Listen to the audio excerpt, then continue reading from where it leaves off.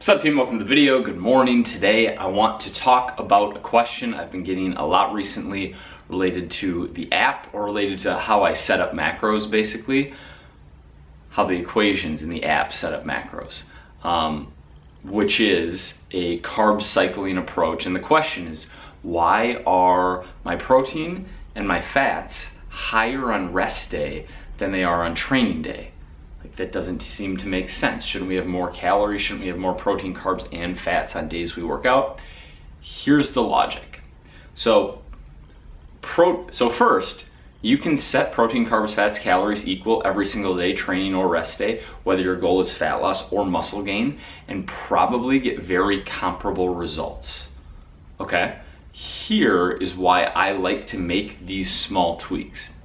First, when you are in a slightly higher, or when you're in a higher calorie deficit, there's a little bit of evidence and a lot of intuition suggesting that having more protein is going to prevent the rate of, or the possibility of, loss of lean tissue.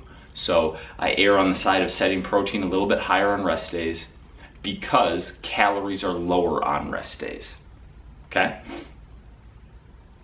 Why are fats higher on rest days? In a carb cycling approach, we have more carbohydrates on training days, fewer carbohydrates on rest days. That's one way to set it up. You can have high, medium, low carb days. You can have like a refeed day a week, or 2 high carb days a week. The standard lean gains approach, the standard way to carb cycle, if you're training 3, 4, even 5 days a week, training day, higher carb, rest day, lower carb.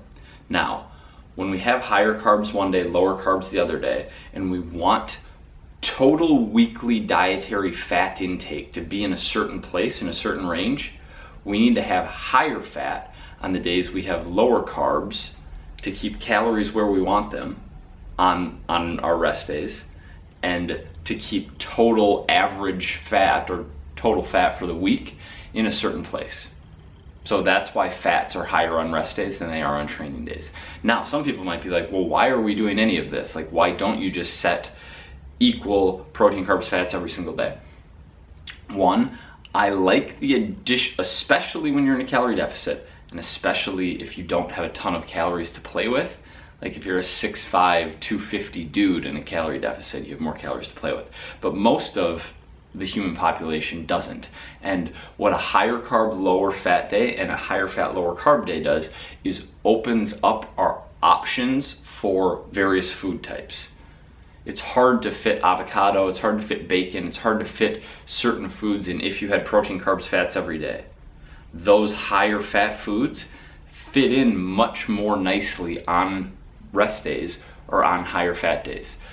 On the other side of the coin, the high carb, like a bowl of oats with honey and some applesauce, and maybe mix a banana in there, which is one of the meals I really, really enjoy, can total 80 grams of carbs and very few proteins and fats pretty quickly. Like, that fits well on a high carb, low fat day. That wouldn't fit well if we were setting our macros equal every single day. So one, it opens you up to more food options. Two, I think there's probably a little bit of merit to stacking more carbs right around training, and not for the purpose of, because some people see that, they see a little bit higher calorie, they see higher carb, and they think like that's to offset the calorie expenditure of the workout. That's not what that is. That's one, replenishing glycogen stores, or having the carbs to replenish glycogen stores. And two, if you want to be really, really picky, and I'm not even this picky myself, I train fasted quite frequently, but making sure that you have carbs in your muscles pre-workout and carbs in your muscles post-workout, like protein plus carbs pre, protein plus carbs post. And that pre doesn't have to be right before, it just means not training on an empty tank. So maybe you have breakfast and train later in the day, I don't know. But that's another reason I like having more carbs on training days, is to support training performance and training recovery. Hope that helps. Thanks for watching the video. Give that like button a hit. I appreciate it. I'll see you guys tomorrow.